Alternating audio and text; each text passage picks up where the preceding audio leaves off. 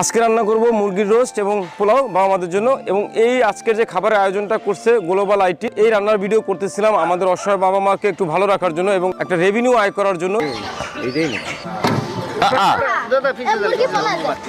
যেহেতু পাকিস্তানি মুরগি একটু আজকে একটু সাইজটা একটু ছোট ছোট মনে হইতেছে, কিন্তু মশলা টশলা দিলে আবার সুন্দর হয়ে যাবে।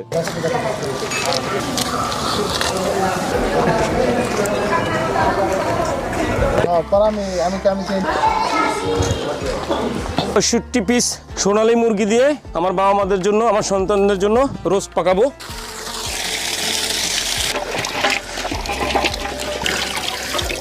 পাকনা সহ যেটা আছে এটা একটু ভাজ করে শক্ত করলাম, মাংসটা শক্ত রানের মতোই।